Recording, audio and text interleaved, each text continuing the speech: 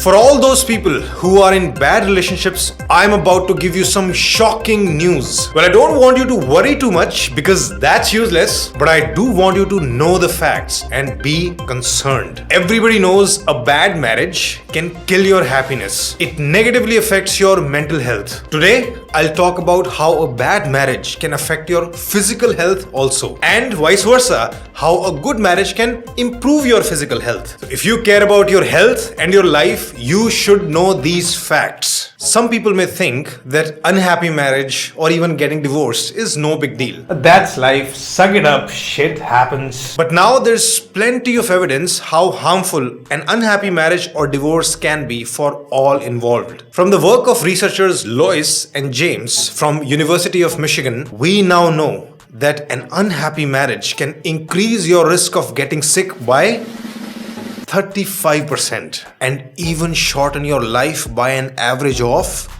4 to 8 years. It's good only. With a terrible marriage, what are you gonna do with a long life anyway? I hope you don't think like that. And by the way, the flip side is also true.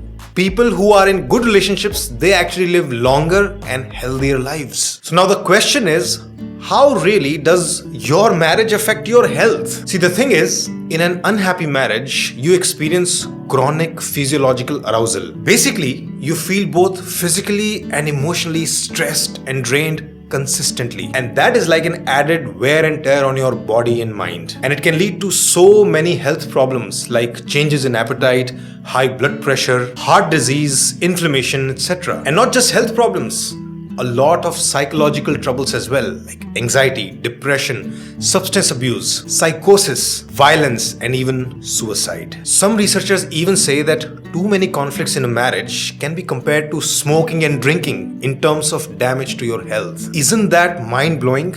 I'll tell you another amazing fact. Researchers have known this for about 2 decades that a divorce can depress your immune system's function, and this leaves you more open to infectious diseases and cancers. But again, the good news is that the opposite is also true. If you're a happily married couple, not only you can avoid that drop in immune function, you actually get an extra boost of immune function, even more than single people, let's say. Basically, when you fight less with your partner, you fight better with illness. Let me now tell you about a very interesting study. Some researchers wanted to see how hostile marital behaviors can affect a simple body process like wound healing. I don't know how they came up with this idea, but this is pretty creative. So they take 42 couples who have been married for average 12 years. They admit them to a hospital research unit for 24 hours. And in total, there are 2 separate visits to this unit. In the first visit, the couples participated in a session that helped them support each other.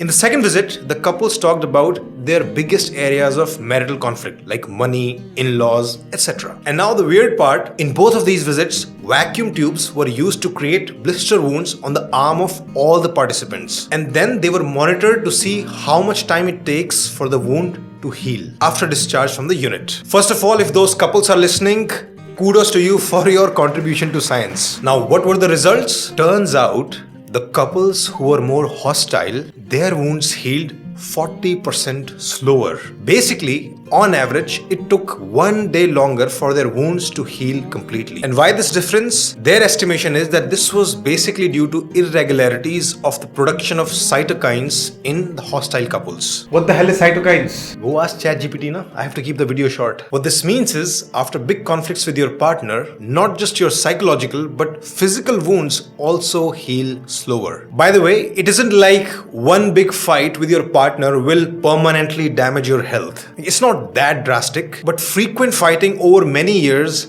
that takes a toll. So if you're someone who cares about fitness, this should change your priorities. You can start with spending at least 20 minutes on your marriage on average, even if it means that you have to take those 20 minutes away from your gym time. You'll actually get 2 to 3 times the health benefits from those 20-30 minutes. And if you're a doctor listening to this, next time you get a patient with a weak immune system, maybe this time you can also ask, how is your relationship? See, this video is primarily for people who don't take their relationship fights very seriously. They're usually like, oh, fights happen, who cares? I don't take that much stress. I'll just have a chilled beer and life's gonna be great. I don't know about great, but your life is sure gonna be shorter. And this video is also a wake-up call for people who are stuck in long-term highly toxic relationships. Either go to therapy or leave because your health is on the line. Some relationships are life-giving, some relationships are death-producing. Which one is yours? Shridhar Life School now specializes in relationship counseling. We start with an in-depth checkup or assessment of your relationship, your strong and weak areas. Now, based on that, our therapists will help you using world-class techniques and interventions, which have been developed after decades of research in marital therapy. It's always better if both partners come for counseling, but if for some reason your partner is unable to join,